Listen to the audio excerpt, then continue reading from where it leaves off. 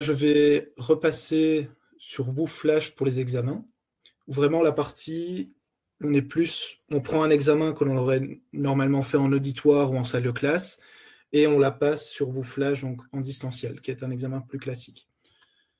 Donc comme vous avez pu le voir, là je vais prendre un autre cours, où je vais désactiver l'option examen que j'avais. Donc comme vous avez pu le voir, lorsqu'un cours n'est pas en mode examen et que je suis étudiant, je peux voir l'ensemble des questions. Je peux repasser les sessions d'études, les questions, donc étudier autant de fois que je veux, car l'objectif est vraiment de permettre à l'étudiant de s'améliorer au fil du temps. Donc on ne bloque pas l'étudiant dans son étude, il peut refaire les questions autant de fois qu'il veut, c'est vraiment libre à lui d'étudier quand il le souhaite, et libre à lui d'étudier ce qu'il le souhaite. Donc c'est un peu une forme d'évaluation différente. Avec WooFlash pour les examens, donc si on active l'option examen, là la logique est différente. C'est vraiment dire que les questions ne sont pas visibles pour les étudiants avant qu'ils commencent l'examen. Donc en aucun cas, l'étudiant pourra-t-il voir les énoncés des questions ou les questions elles-mêmes avant l'examen. Une fois que l'examen commence, il a un temps donné pour répondre aux questions. Et lorsque l'examen est fini, il ne peut plus répondre aux questions. Donc pour activer cette option, ici je prends un cours classique. Donc je pourrais reprendre le cours que nous avons créé il y a 2 minutes, mais là c'est peut-être pour vous montrer plus les questions. Donc je prends un cours classique où je n'ai encore rien changé, donc j'ai créé mon cours, j'ai créé les questions. Et je vais dans les paramètres qui se situent sous le bouton étudier, et je clique sur option d'examen. On me propose alors d'activer l'option d'examen, ce qui va transformer le cours en un examen. Et donc là, différentes options doivent être données. La première option est l'heure à laquelle commence l'examen. Donc, imaginons, je vais dire que ça commence aujourd'hui à... Donc, on est 11h, bon, je vais mettre 11h du matin. La deuxième option, c'est l'heure à laquelle se termine l'examen. Imaginons, aujourd'hui à 14h. Voilà. Donc, si je ne donne que ces deux options-là, l'examen pourra être commencé par les étudiants à 11h et se clôturera automatiquement à 14h. Cela veut dire que si l'étudiant arrive à 11h, il a 3 heures pour faire l'examen. Si l'étudiant arrive à midi, il a 2 heures. S'il arrive à 13h, il a 1 heure. S'il arrive à 14h moins 1, il lui reste 1 minute pour faire l'examen. Donc, si je puis dire, c'est comme en auditoire, les étudiants qui arrivent en retard ont souvent moins de temps pour faire l'examen. Optionnellement, si vous le souhaitez, vous pouvez ajouter une durée d'examen. Et cela vous permet de limiter dans le temps l'examen entre l'heure de début et l'heure de fin d'examen. Concrètement, si je mets 60 minutes, donc, ça veut dire que tout étudiant aura 1 heure pour faire l'examen, avec comme limite supérieure tout de même l'heure de fin. Concrètement, si j'arrive à 11h, comme j'ai 60 minutes, l'examen durera de 11h à midi. Une fois que midi aura sonné, je ne pourrai plus passer l'examen. Si j'arrive à midi, j'ai 60 minutes, donc je vais jusqu'à 13h. Si j'arrive à 13h, j'ai jusqu'à 14h, donc à chaque fois 1 heure.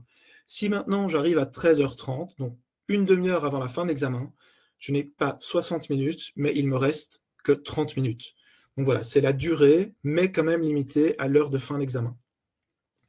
Donc nous avons fait ce système pour typiquement donner une petite fenêtre durant laquelle l'étudiant peut se connecter. Parce que les examens par Internet, c'est souvent stressant pour les étudiants parce qu'ils doivent s'adapter au système d'études.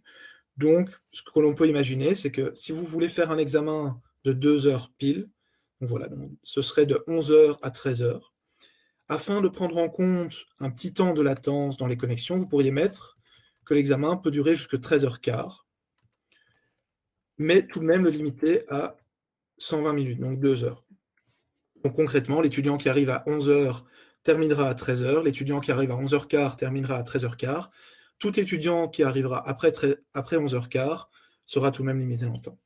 Donc voilà pour les options, si je puis dire, temporelles de l'examen. Ensuite, vous pouvez également déterminer si vous donnez les questions pour un étudiant dans l'ordre ou dans le désordre. Donc pour chaque étudiant, l'ordre sera différent. Et ensuite, vous pouvez donner des instructions à l'examen. Donc ça pourrait être un petit message aux étudiants, bonne chance, ou comme vous le souhaitez, ça c'est libre à vous. Vous avez les options ici pour mettre des images, mettre des vidéos, et ainsi de suite. Je ne parle pas encore de l'option télécharger les résultats de l'examen qui viendra après. Donc, une fois que ceci est fait, vous pouvez sauvegarder les modifications. Et vous pouvez voir quelques changements dans l'interface. Premièrement, le bouton étudier n'est plus présent, mais c'est un bouton passer l'examen. Donc, l'étudiant, lui aussi, vous pourrez voir, ne verra plus le bouton étudier, mais verra un bouton passer l'examen. De plus, vous pouvez voir que les statistiques ont disparu. Ici, dans les onglets, il n'y a plus statistiques car cela n'a pas de sens en mode examen. Et en plus, certains modes de questions, certains types de questions ont disparu. Ce sont les questions où on demande à l'étudiant de s'auto-évaluer, car en mode examen comme ceci, ça n'a pas de sens, car l'étudiant pourrait simplement dire « oui, j'ai réussi », et naturellement, on ne pourrait pas vérifier. Donc ne vous inquiétez pas, si vous avez des questions qui sont de type flashcard, auto-évaluation ou slide, vous pourrez voir dans la fenêtre à gauche qu'elles seront hachurées en rouge, et elles ne seront pas données à l'étudiant. Donc en aucun cas, l'étudiant ne pourra répondre à ces questions. Mais toutes les autres options restent les mêmes. Donc si je reprends par exemple mon nouveau cours que l'on avait créé ensemble à l'instant, donc avec tous les types de questions, je remonte la procédure, je vais dans les 3 petits points, option d'examen, j'active l'option, je peux donner 1 heure de début, imaginons que là je crée un examen pour demain, 1 heure de fin, une durée, donc les questions en ordre aléatoire ou non, et je vais sauvegarder, et maintenant mon cours est un examen. Et comme je vous l'avais dit, les 3 premiers types de questions qui sont une flashcard, auto-évaluation et slide sont assurées car elles ne seront pas données à l'étudiant. Donc voilà, j'ai créé mon cours, donc ceci reste toujours le même cours que j'avais créé avant. Et donc là, j'ai mon examen sur les capitales, ou également, pour partager l'examen, j'ai plusieurs choix. Donc, tout comme un cours normal, j'ai toujours la possibilité de donner un code. Donc, imaginons ici, je vais mettre examen, si le code est encore libre, tout à fait. Je peux également partager avec un lien sur lequel les étudiants peuvent cliquer et rejoindre automatiquement l'examen, ou je peux le partager par email. Les étudiants recevront alors un email. Les étudiants déjà inscrits sur la plateforme seront ajoutés automatiquement à l'examen. Les autres étudiants recevront un email avec un lien pour rejoindre au Flash. Donc voilà, là je peux vous montrer maintenant. Donc ceci clôture la partie professeur pour la création de l'examen. Maintenant je vais vous montrer d'un point de vue étudiant. Donc je me déconnecte et je me reconnecte avec un compte étudiant. Donc tout d'abord, je vais reprendre l'ancien cours que l'on a transformé en examen. Donc je vais l'ouvrir. Et comme vous pouvez le voir, maintenant je ne peux plus voir les questions. Donc à partir du moment où vous transformez votre cours en examen, les étudiants ne peuvent plus voir les questions. Ce qui veut dire que dans l'ordre dans lequel vous pouvez créer votre contenu, c'est créer un nouveau cours, le passer directement en mode examen afin que les questions soient bloquées, avec déjà la date mise si vous le souhaitez ou non, et ensuite commencer à créer vos questions. Cela assure qu'en aucun cas un étudiant ne peut voir les questions. Donc ceci est un examen où je ne peux pas, mais voilà, l'examen commence le vendredi 8 mai et se termine le samedi 9 mai, donc je ne peux pas encore le passer. Même si je clique sur passer l'examen, on me dit il n'est pas possible de commencer l'examen. Donc voilà, en aucun cas, je ne peux voir les questions. Si maintenant je rejoins l'examen que j'ai créé, que je peux passer, donc voilà, là maintenant je suis dans un examen que je peux passer, donc je vois bien, heure de début mercredi 6 mai, heure de fin 6 mai à 13h15, 120 minutes maximum, instruction, bonne chance. Je peux maintenant passer l'examen. Donc si je clique sur passer l'examen, voilà, on me rappelle que je peux passer l'examen et on me donne un message d'avertissement en disant si je reclique sur passer l'examen, cela commence ma session d'examen et en aucun cas cela ne pourra, je ne pourrai l'arrêter ou je ne pourrai la prolonger. Si je clique sur passer l'examen et que je reviens sur la plateforme, on lui reproposera de continuer sa session d'examen, cela ne pose pas de problème, mais l'étudiant ne pourra pas dire « Ah oui, j'ai cliqué par erreur sur passer l'examen alors qu'en fait, je voulais le passer dans 15 minutes. » Donc voilà, lorsqu'il clique sur passer l'examen, sa session commence et le décompte commence également. Donc cet acte est irréversible. Donc voilà, là je vais cliquer sur passer l'examen. Comme vous pouvez le voir, je suis maintenant dans une interface d'examen très simple, donc où je n'ai pas trop d'informations superflues. Je vois le titre de mon examen en haut à gauche. Je vois le temps qu'il me reste. Alors, comme l'examen durait 120 minutes, mais que j'ai dit que la durée maximum était jusqu'à 13h15, vous pouvez voir que je n'ai pas les 120 minutes. Donc, j'ai le nombre de minutes depuis maintenant jusqu'à la fin de l'examen. Et j'ai également un bouton « Terminer l'examen » dont je parlerai par la suite. Sur la gauche, je peux voir l'ensemble des questions d'examen. Et donc, en cliquant sur les questions, je passe de l'une à l'autre. Nous avons fait délibérément le choix de donner la liberté à l'étudiant de passer d'une question à l'autre, comme il ferait sur papier, ou lorsqu'il a sa feuille de papier, il peut choisir les questions dans lesquelles, enfin l'ordre dans lequel il répond aux questions, il peut passer à tout moment d'une question à l'autre. Et donc, je peux répondre aux questions. Voilà, quelle est la capitale de la Belgique? Ah, ben voilà, ça peut être Bruxelles. Donc vous voyez que lorsque j'ai cliqué, comme c'est une question à choix unique, la réponse est automatiquement enregistrée. J'ai une notification en haut à droite, et j'ai également à gauche, vous pouvez voir qu'il y a un petit avion en papier mauve qui apparaît m'indiquant que j'ai répondu à la question. Je peux également répondre autant de fois que je veux à une question. Donc, je peux changer à tout moment mes réponses. Et à tout moment, je peux supprimer ma réponse. Or, nous avons mis cette option car certains types de notation de QCM favorisent le fait que l'étudiant ne réponde pas plutôt qu'il réponde n'importe quoi. Donc, il est faux. Donc, à tout moment, l'étudiant peut supprimer sa réponse et faire comme s'il n'avait jamais répondu à la question. Donc voilà, si je réponds rapidement à toutes les questions, donc là, je peux faire quelle est la capitale de la Belgique, Bruxelles, j'ai répondu. Quelle est la capitale de l'Allemagne, Berlin, je peux valider. Si je reviens sur ma première question, je peux voir que ma réponse est toujours présente. Donc à tout moment, l'étudiant peut revenir aux questions et revoir les réponses qu'il avait données. Donc voilà, je ne vais pas continuer de répondre aux questions, ça vous l'avez déjà vu. Imaginons que j'ai terminé ma session d'examen. Ce que je peux faire, c'est cliquer sur « Terminer ». Donc cela me dit « Ok, merci d'avoir passé votre examen. Il vous reste encore du temps. S'il me reste du temps, cela va me dire « Ok, il vous reste du temps, donc vous pouvez revenir à votre session d'examen ». Si je clique, je reviens simplement à l'écran précédent. Si par hasard, je clique sur « Retour », donc retour à mon cours, je peux, à ce moment-là, si ma session d'examen est encore disponible, la repasser, donc la reprendre, continuer mon examen, et cela me remontre mon examen. Cela veut dire que si je perds ma connexion Internet et que je reviens sur le site, même si ma session d'examen est encore en cours, je peux revenir dans mon examen. En aucun cas n'est-il clôturé. Et donc, je peux recommencer. Comme vous pouvez le voir, j'ai retrouvé mes réponses et je peux, si je le souhaite, continuer à répondre aux questions. Donc voilà, ceci est l'interface d'examen d'un point de vue étudiant. Lorsque le nombre de minutes restantes est nul, l'étudiant passe automatiquement à l'écran de l'examen qui est terminé et il n'a plus l'option de revenir à sa session d'examen. De même, si sa session d'examen est terminée, lorsqu'il veut repasser l'examen en cliquant sur « Passer l'examen », il a un message en disant que voilà, vous ne pouvez plus passer l'examen, et il ne revoit plus les questions. Donc, ce n'est pas parce qu'il a terminé sa session d'examen qu'il voit encore les questions, non, c'est vraiment les questions, il ne peut les voir que entre le début de sa session d'examen et la fin de sa session d'examen. Il ne peut donc pas rester en ligne et répondre aux questions, enfin, prendre les questions et les partager avec d'autres étudiants. Donc voici l'interface pour les étudiants. Si maintenant je reviens sur mon compte professeur, donc imaginons que l'examen se soit déroulé pour tous les étudiants, ils ont répondu, donc maintenant la prochaine étape est naturellement de récupérer les réponses et la notation. Donc comment se passe la notation? Pour ce faire, nous avons choisi de vous donner les réponses sous un format Excel, afin que vous puissiez au mieux gérer votre notation, car on sait que chaque professeur et que l'université a un système de notation qui est parfois différent. Donc là, ce que vous pouvez faire, c'est retourner dans les 3 petits points, cliquer sur « Options d'examen », et dans la fenêtre, vous cliquez sur « Télécharger les résultats de l'examen ». À ce moment-là, vous allez avoir un document Excel qui va se télécharger avec tous les résultats de tous les étudiants. Donc là, ce que je vais faire, c'est que je vais arrêter de partager mon écran ici et je vais partager un autre écran qui est l'Excel que nous vous donnons.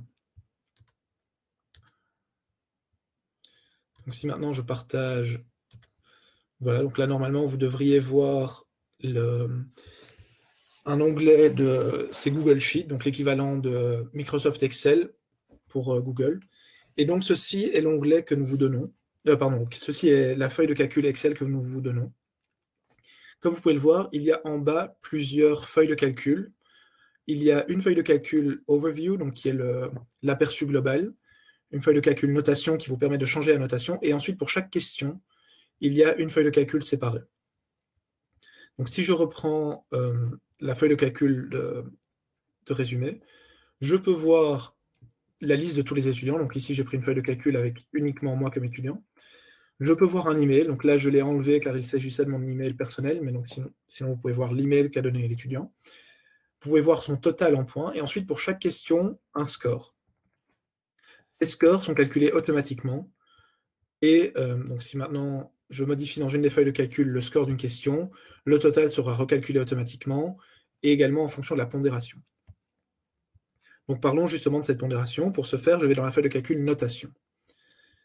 Étant donné qu'il existe différents systèmes de notation, ce qu'on a décidé de faire, c'est que pour les questions à choix multiples et questions à choix unique, qui sont les questions où souvent il existe plusieurs systèmes de notation, nous vous donnons différents choix, parmi lesquels que vous pouvez paramétrer et que vous pouvez également, dont vous pouvez modifier donc, tous les paramètres et que vous pouvez choisir.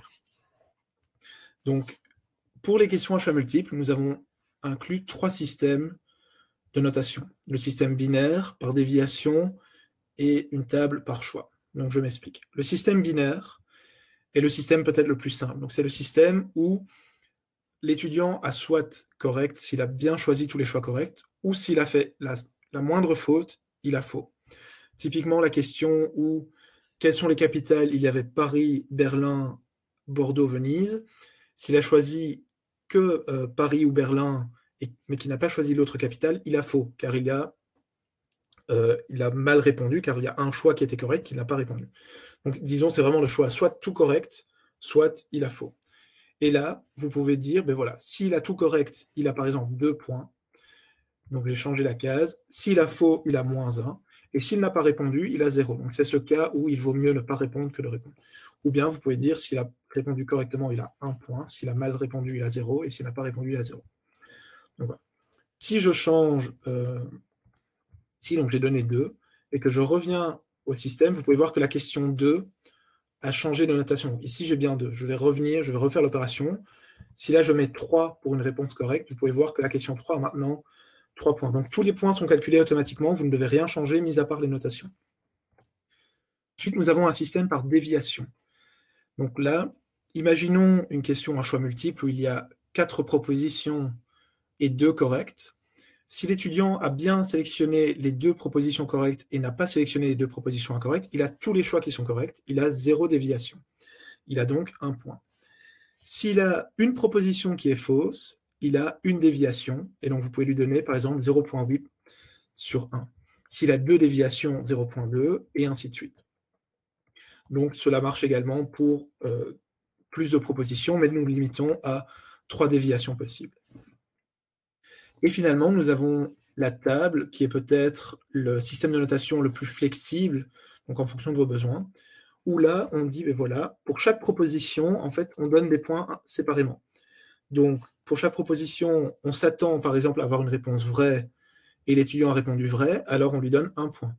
Si on s'attendait à avoir une réponse fausse et que l'étudiant a répondu vrai, on lui retire un demi-point, de même pour les autres combinaisons. Donc, cela vous donne vraiment, pour les choix multiples, une liberté totale. Imaginons que vous sélectionnez le système de déviation. Alors, il vous suffit ici, dans la case B4, il y a un petit menu déroulant de sélectionner déviation. Et à nouveau, tous les points sont adaptés automatiquement. Dans les feuilles de calcul, vous n'avez pas à modifier les points individuels. Pour les questions à choix unique, là, nous avons uniquement implémenté le choix binaire, car les autres ne sont pas d'application, car une seule proposition est correcte. Les autres types de questions sont, elles, totalement binaires, dans ce sens que l'étudiant a soit vrai, soit faux. Ensuite, vous pouvez également, pour chaque question, appliquer un poids, une pondération individuelle. Donc ici, par exemple, pour la première question, quelle est la capitale Belgique, si je mets qu'elle est sur 10 points, et que je reviens à l'aperçu, vous pouvez voir que ma question vaut maintenant, comme j'ai bien répondu, que j'ai 10 points à cette question. Donc je peux la remettre à 1. Donc, tout ceci, vous pouvez paramétrer. Voilà comment gérer les différents paramètres de pondération. Si maintenant je regarde question par question, donc chaque feuille de calcul, pour une question, reprend le numéro de la question, le type de question, l'intitulé de la question, et ensuite, pour chaque étudiant, reprend les réponses qu'il a données. Donc ici, il s'agit d'une question à choix multiples. Dans la case de gauche, nous avons les points avant pondération, donc simplement en utilisant le système binaire. Vous pouvez ensuite voir si l'étudiant a répondu ou non. Donc ici, j'ai répondu à la question. Et vous pouvez ensuite voir si l'étudiant a bien répondu. Donc ceci est calculé automatiquement par notre système. Et ensuite, vous pouvez voir la réponse de l'étudiant. Vous pouvez voir que l'étudiant a coché les cases vrai, faux, faux. Si je prends une question à choix multiples, À nouveau, vous avez mon nom, vous avez les points avant pondération, vous avez ensuite les différents scénarios de réponse. Donc tout ceci est calculé automatiquement, vous ne devez pas vous en faire. Les points dans les différents scénarios de cotation, et à nouveau, tout ceci est calculé automatiquement, et vous avez les points non, avant pondération. Là, si vous voulez, vous ne devez rien changer. Vous avez ensuite les questions à réponse courte, où là, il est peut-être intéressant, en fonction de votre utilisation de l'outil, de regarder les réponses. Donc, vous pouvez à nouveau voir mon nom, les points avant réponse, avant pondération, si j'ai répondu ou non, et ensuite vous pouvez voir ma réponse. Cela est utile car on peut imaginer que si ma question était différente, que l'article l'étudiant a répondu à Berlin.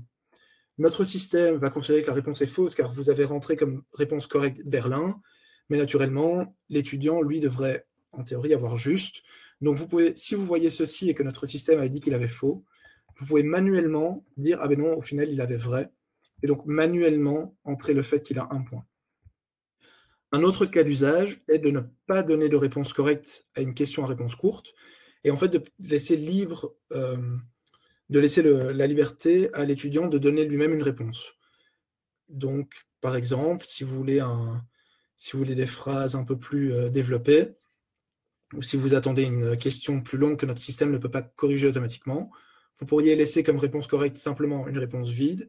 Donc, dans tous les cas, notre système dira que l'étudiant a faux, mais après, vous pouvez venir dans la feuille de calcul et vous-même donner des points en disant « Ah ben oui, lui, il avait vrai, lui, il avait faux », en fonction de la réponse donnée par l'étudiant. Ensuite, nous avons le « Trouver sur image », où là, nous vous donnons les coordonnées sur l'image que l'étudiant a indiquées. Vous avez le texte à trous, où vous pouvez voir dans la réponse l'ensemble des trous séparés par une virgule. Donc là, la question était Londres est la capitale du Royaume-Uni, Paris est la capitale de la France. Donc vous pouvez bien voir que l'étudiant a répondu Londres et Paris. Donc à nouveau, vous pouvez manuellement venir, si vous le souhaitez, changer les points que notre système a attribués. Et ensuite, la question d'expression mathématique, vous pouvez à nouveau voir la réponse de l'étudiant, s'il a correct ou non, et les points avant pondération. Donc si maintenant je dis que à la question 6, au final, j'avais faux, à nouveau, dans l'aperçu, vous pouvez voir que la question 6, ici, mon point a été recalculé et que j'ai 0. Donc si je répète l'opération, si je viens dire ici à la question 6 que Thomas Lenzi a 1, automatiquement, sur la feuille de calcul de résumé, en question 6, j'ai bien un point.